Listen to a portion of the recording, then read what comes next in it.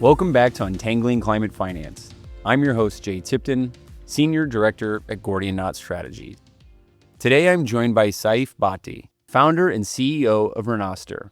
He has had one of the most fascinating journeys I've come across in the carbon market space. He started out building IoT devices to detect gunshots in South African game reserves to prevent rhino poaching. He then pivoted into the voluntary carbon market, not as a developer, not as a buyer, but as a rater. Someone whose entire job was to look at nature-based carbon projects from the outside and tell the market the truth about what they were actually worth. Over several years, Renoster rated 240 projects, representing over 550 million credits. And what they found wasn't pretty. Only around 15% of those projects actually delivered 1 ton of carbon for every credit issued. That work helped shape some of the reforms we've seen in the market since, including changes at the registry level that many of you will be familiar with. But here's where it gets interesting for Saif. Rather than staying on the outside looking in, he decided to use everything he'd learned to design a carbon project himself. And that project, Apollo, is now bringing small landowners in Maine into the carbon market for the very first time. All right, let's hear from Saif. Hey, Saif, welcome to the show. How are you doing today? Hey, Jay. Good. Thanks for having me. Of course. Where are you calling in from today? I'm in Austin, Texas. Beautiful and sunny, although it's been raining a lot recently, which is emblematic of the spring that we're having here. Yeah. I've been dealing with the same here. We get about 4 days of sunshine and then 3 days of rain. And so I guess that's the new May, more or less. Yep. So to kick us off, why don't you give me a bit of your background, your life, education, career, bring it up to where you are today? Yeah, for sure. Happy to jump in. So I'm from London originally. I grew up in Victoria. Pretty much lived my whole life there until 19. I started looking into going to America for education. So I actually went to Northwestern for undergrad, studied philosophy and industrial engineering over there, and then got into the carbon markets or in and around that time have been working in internships in carbon markets kind of inadvertently. I'd always been kind of interested in environmental jobs or jobs to do with interacting with the planet more directly. And so I started at this UK insurance company in 2014 where essentially we were trying to decarbonize, and I was put in the position of having to run their environmental strategy, carbon footprint, essentially looking at 60 offices around the world and figuring out how does different approaches to sustainability from Singapore to Bermuda to Japan to all over the US, how does that all sync up into a global strategy? And how do we move the needle in each of these very different jurisdictions? Conducting carbon footprint, taking them through the CDP process, auditing and compliance with the government and all of that fun stuff. And at the end of that, buying CDM credits, so clean development mechanism credits. So way back, I guess, in the most recent history of the carbon markets, that's kind of seen the evolution of how the credit space has evolved, how questions people are asking about credits have evolved. Back in those days in 2014, we were really not asking any questions about quality. We were assuming that a ton is a ton. Even the question of is a ton was not in the mind space at that time. Right. It was just you were trusting that whatever you bought was what it said it was on the tin, and that was kind of it. And so yeah, that led me down a path to come back to the carbon markets today, but I'll maybe put a bow on it for now. Yeah, CDM is like chapter 1 of the carbon history book, 2014. It's like a lifetime ago, given where we are now and what all has happened since then. Yeah, exactly. It's certainly been a lot of change, and I feel like the rate of change has increased, just like everything else. But with more and more attention being put on the carbon markets, I think that's a good thing. Yeah, definitely. Before we continue, I have to say, and I don't know how this is possible, but you have zero detectable English accent for somebody that grew up in London. Like, how is that even possible? Yeah, totally. Look, when I go home, it does come back and I talk to friends or my family, but I think I'm a social chameleon, number one. And number two, I was homeschooled. So I kind of started off with this, like the base of the American accent from learning a lot of English from, National Geographic and Mythbusters and Discovery Channel and all of that. Ironically, that also gave me a lot of the passion of wanting to care about sustainability, wanting to care about planet, or watching those shows, but it also gave me the accent along the way. Yeah, a little 1-2 punch. And I will say it is impressive. I live in Spain. I meet people from Portugal all the time. And my Portuguese friends, everything content wise that they ingest is usually from the US. And they have just like almost perfect, I guess you could say, American accents, even though they've never been to the United States ever. And they always say it's because they watched Disney Channel or, listen to US music. And I'm just like, it's crazy how that actually translates into real accents. Yeah, totally. I mean, that's soft power at work, right? It really is. All right. Well, cool. So why don't you tell me about your current role in your current company? Yeah, for sure. So Renoster is the name. I'll give an interlude, which is not at all what we do now, but just as a backstory to why it's even called Renoster, which is a bit of an odd name. So it actually means rhino in Afrikaans. I started out doing this right out of college, working on essentially preventing poaching in Africa. And so I had developed this IoT device, Internet of Things, or like, a physical object that is used to detect where poaching is happening by detecting gunshots in the savannah. Wow. Totally out of left field compared to the carbon markets, but that's kind of where it started. And got the privilege to go out to Africa a couple of times. The first time I flew out there, I didn't really have a plan of like how I'm going to get into a reserve or how I'm going to convince someone to let me test this technology. It kind of developed the lab technology. Was fortunate enough to get in touch with someone who was a partial owner of a reserve, and he invited me out. He said, "How quickly can you be here?" And I said, "Well, I can get here in 2 days." Soonest plane ride out of there. And it was incredible to see and witness, these just majestic animals, rhino and elephant, that are unfortunately today even still like under massive threat of poaching. Technology was successful. We were able to do a whole bunch of field visits. I got to go out again. But then, of course, the big disruption that happened in 2020 that affected everyone else also affected our ability to travel to Africa. And so had to kind of like, reevaluate what we were going to do as a company.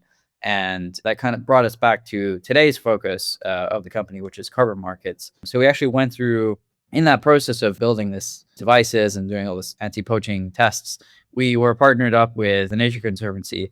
We did some field sites out in Oregon, and they were spinning up a program alongside Techstars. So Techstars Sustainability in collaboration with the Nature Conservancy. And so that's how we heard about that. And we essentially applied, got in. You get into these startup accelerator program, and no one likes to tell you that your baby's ugly.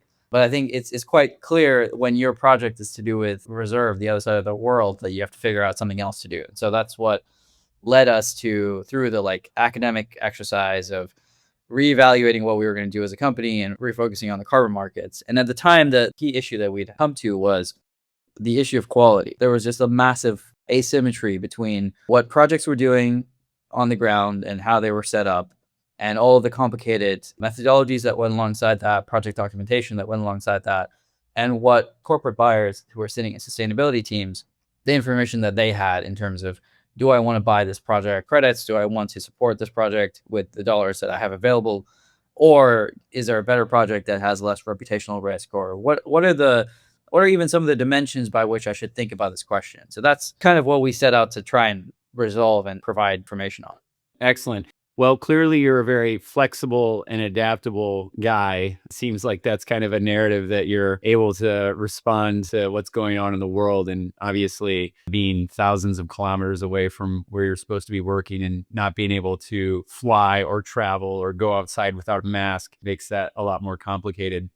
Can you tell me about your former program, which, as I understand, was called Mercury? And what was that?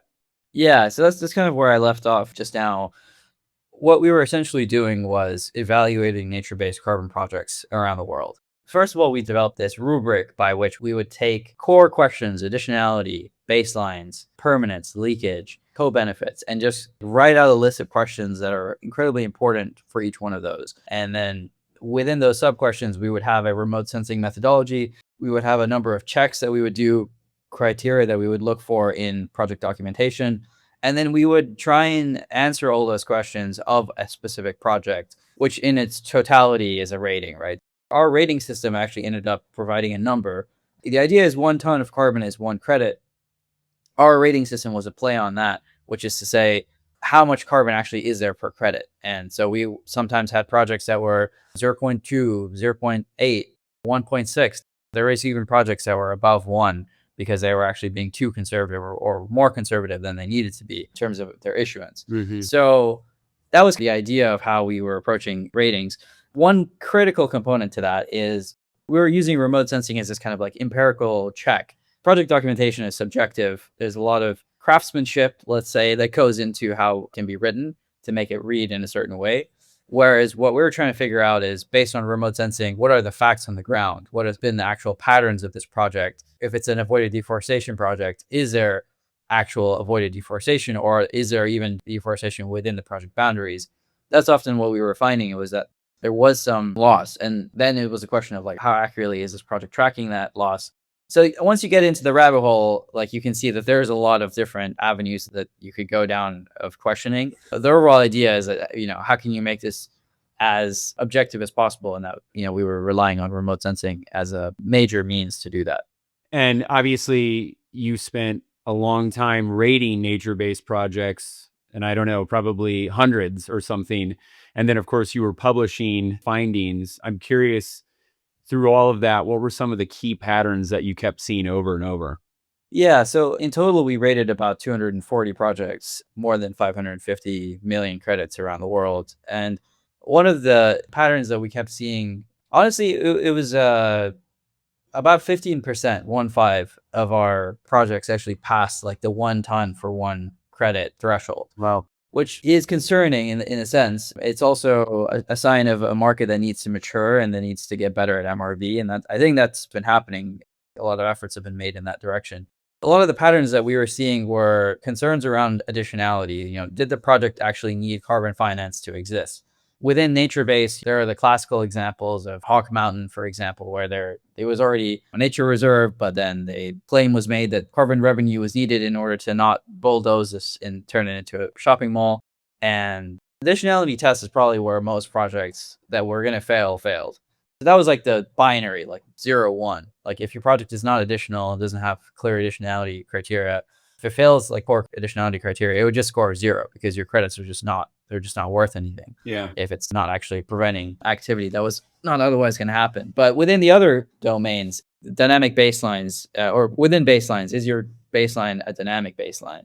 And that was often a big inflict on the score. How closely did your baseline match to what's actually happening on the ground? Because I think a lot of what was happening in, let's say, 2010 to 2020 era projects, maybe even up until 2024, was the use of static baselines. And so the developer would set a baseline, which would make sense at the time, but then as the real world scenario played out, there's a bigger and bigger deviation from what's been stated. And then all of a sudden, you're getting way too many credits, or even potentially underestimating credits.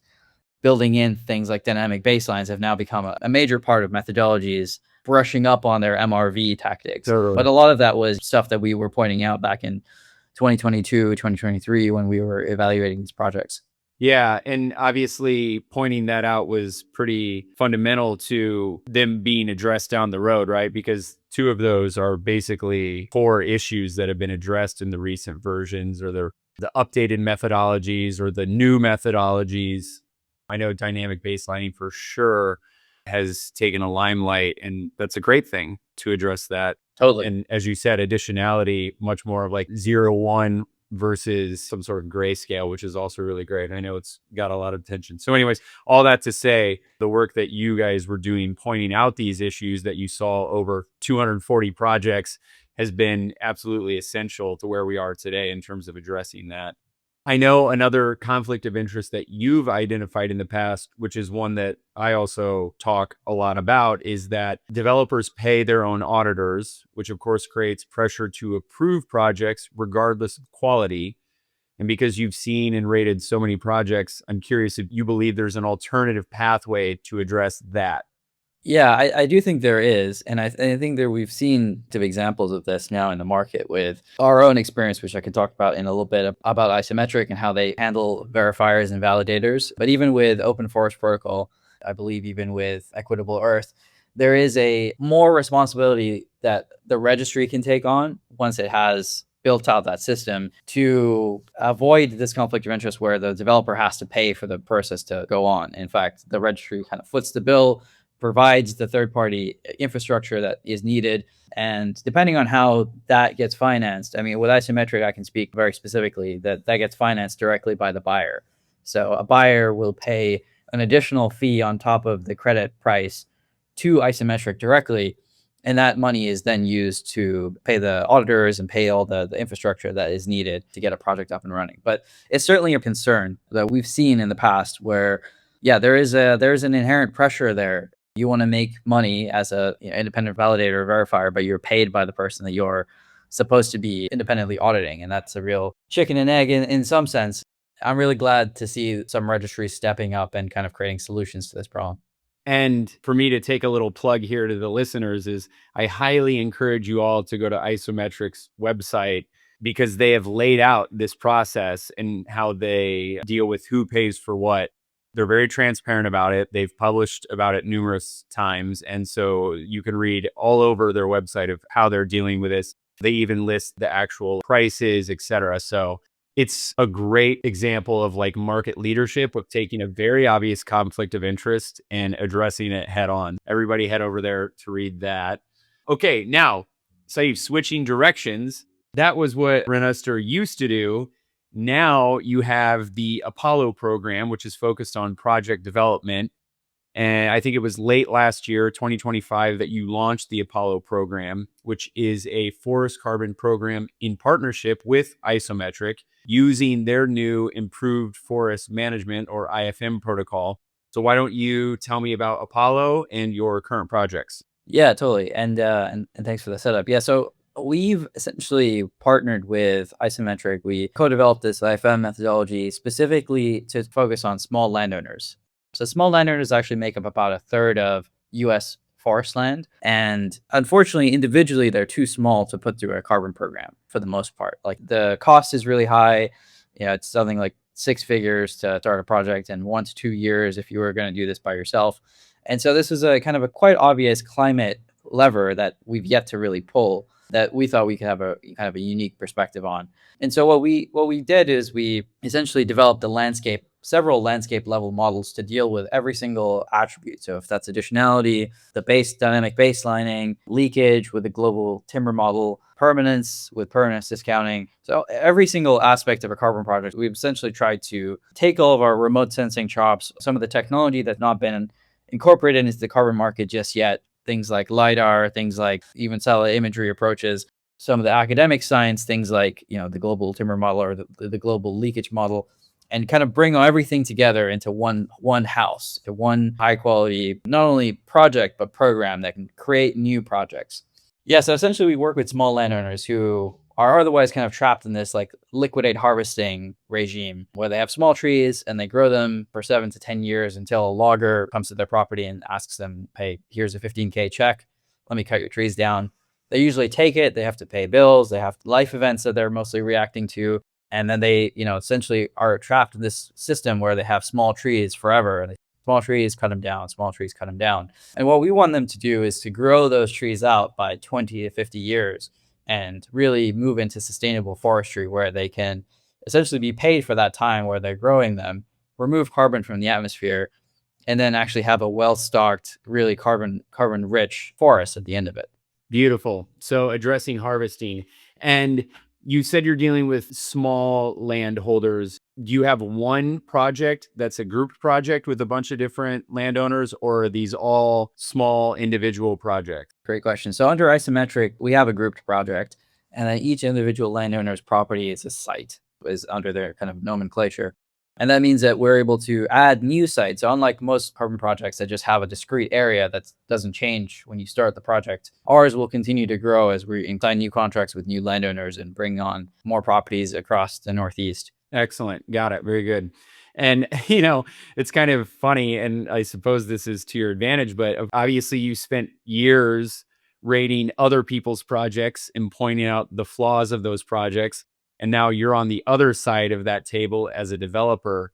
So what did the ratings work teach you that you're now directly shaping how Apollo is designed? Yeah, it's a good question. I mean, we certainly did have some perspective on projects that were doing a great job. So, there are projects that For example, Timor-Leste has a community forest planting project where individual landowners are named. The amount of money that they're receiving specifically is given is also like listed as a very clear Excel sheet on their website, which is amazing. That level of transparency is very rare. And so from examples like that, we learn a lot about what it means to be transparent in the space, what it means to have a community benefit sharing program that is really substantial and makes a meaningful impact in people's lives. For example, for us, we have 65% benefit sharing back to landowners. Excellent. We kind of grow alongside our landowners as we sell these credits for more and more money, as we have a bigger and bigger pool of credits for buyers to buy from.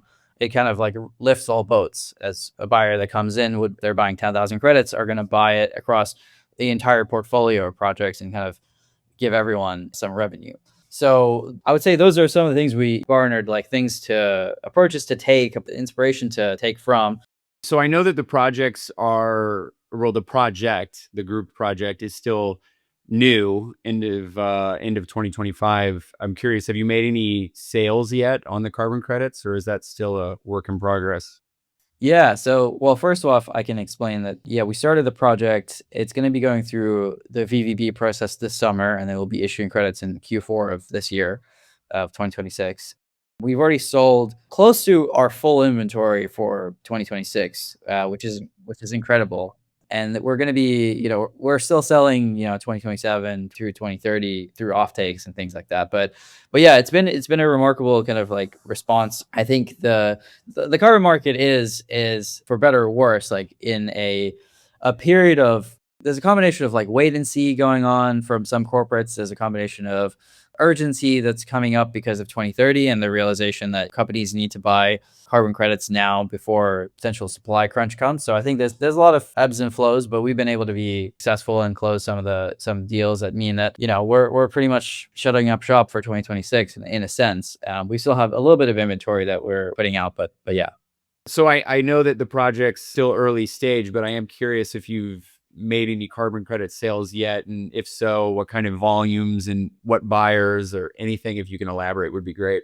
Yeah, for sure. And maybe I can just spell out. So the project is still pre-validation. So we're going to be going through the VVB process this summer. Our first credits should be coming on in Q4 of 2026. So just in a couple, like about 6 months from now. Our initial offtake was with Ren, fantastic partner of ours. So Sophie Westover and her team, they came in and signed a single year offtake for 5,000 credits. They're coming back for a second offtake right now. So most of our inventory at this point, this is about 13,000, 14,000 tons. That's most of our inventory for 2026 is locked up, which is awesome. We still have some credits for 2026, but for the most part, we're selling offtakes for 2027 and onwards. Awesome. Massive congrats. That's a huge achievement for such an early stage project. Yeah, thank you. Okay, obviously you guys are working with Isometric, their IFM protocol, and I understand that you're also partnered up with Kita, who I've actually had on the show as a guest in the past. So, oh, fantastic. Yeah, which is cool. Why don't you tell me about those partnerships and why you feel that they're key to project integrity? Yeah, so let me continue with Isometric since we were on topic just now.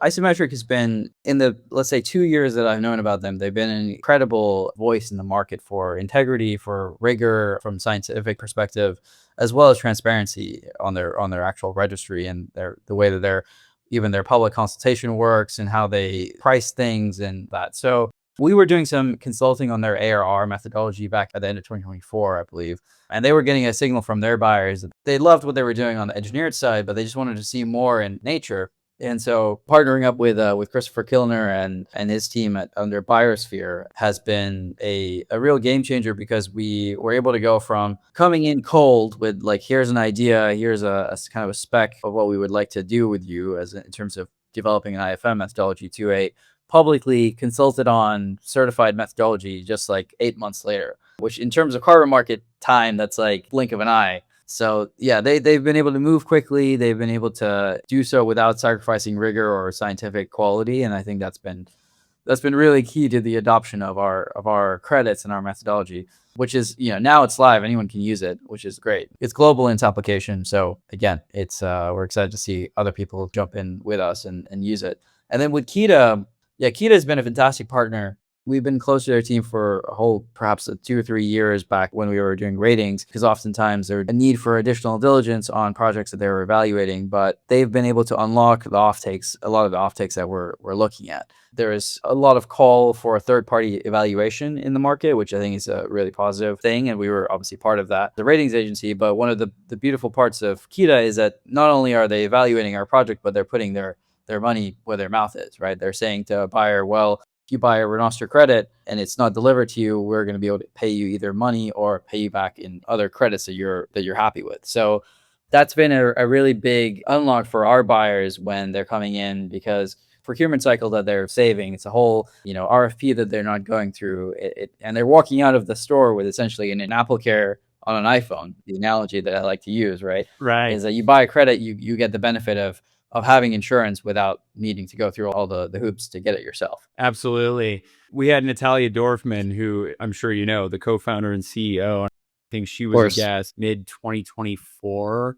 And it's just been amazing to see what they've done and what Oka's done in terms of insurance in the carbon markets, because there was absolutely a white space that they have stepped into, and it has had a huge impact. I like your Apple Care analogy because it's very much like that, right?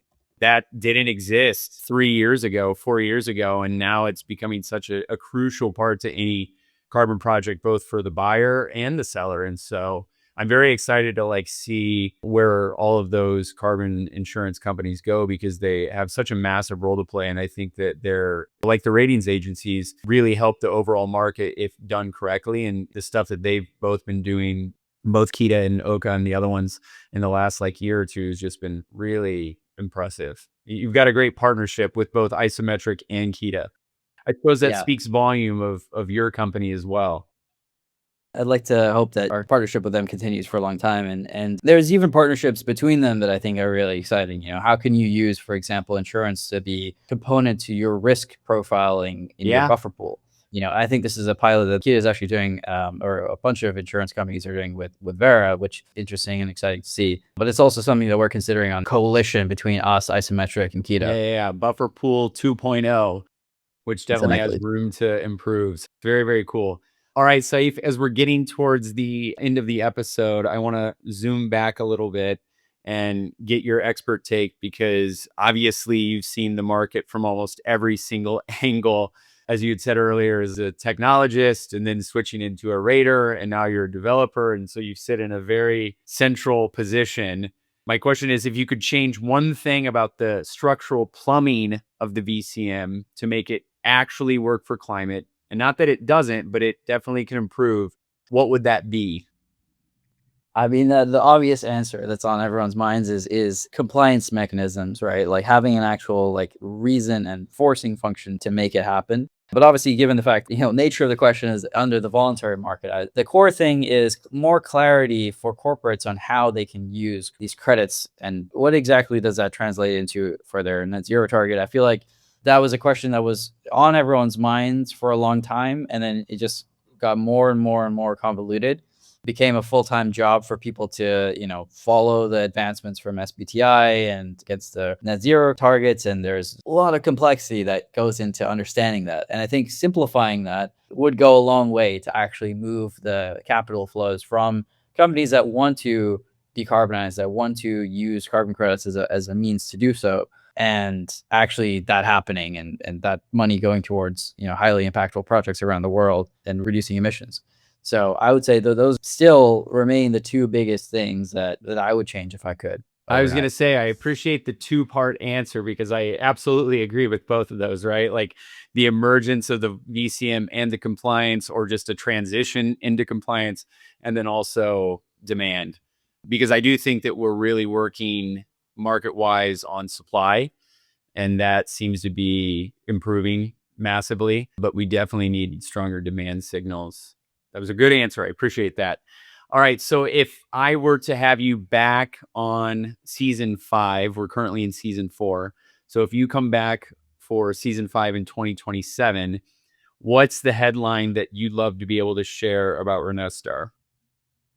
Yeah, for sure. I mean, I'll say one personal one, which is obviously we'd love to be able to have sold out all credits for the whole period between 2027 and 2030 as we get closer to, that all important kind of interim deadline for corporates. That's number one. The number two, I think, is more broadly than our world is small landowners becoming more of a known climate solution. And actually, like, there are other companies in this space, American Forest Foundation, Chestnut Carbon, and I wish them a lot of success in bringing small to medium-sized landowners on, because I think as a collective, if you want to call it like on the Team Earth, I think the small landowners are by far and away the undertapped markets in fighting climate change, and could have a huge role to play in how we decarbonize. So yeah, that's what I would hope for. Definitely agree. We need to crowd them in. And so I'm glad that you guys are working on that along with the other groups that you mentioned.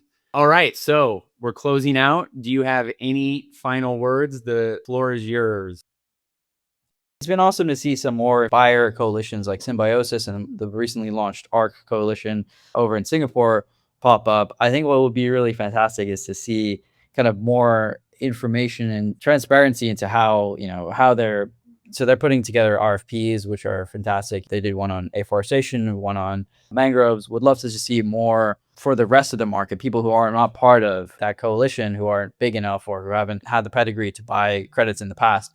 How can other corporates learn from Symbiosis and from ARC and from Leaf Coalition, the guidelines and teachings with like real work examples? Like, that would be, I think, a huge unlock. Many sustainability teams that maybe don't have the resources or are like one person or even half a person who, is kind of held responsible or given the task to help decarbonize the company. How can we disseminate that information down to the rest of corporate demand that potentially is there and wants to do something, but doesn't have all the know-how to do so? So expanding Team Earth, as you said.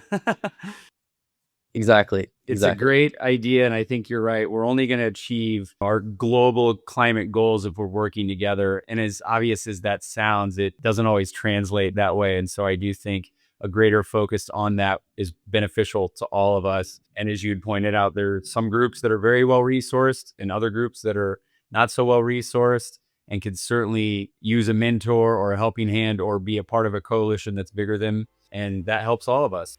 So 100%. I'm right there with you. All right, Saif. Well, thank you, man. I appreciate you taking time out of your day.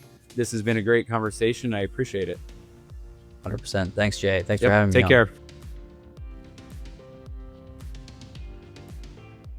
Saif, thank you so much for joining me today.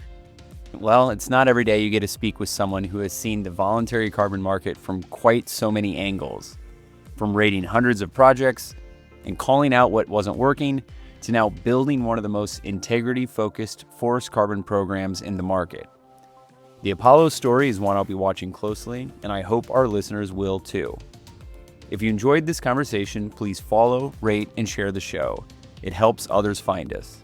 For more on climate finance, carbon markets, and impact investing, don't miss our weekly audio brief sliced right here on this feed. Well, thanks for listening, and I'll be back again next month with another episode of Untangling Climate Finance. This podcast is brought to you by Gordian Strategies.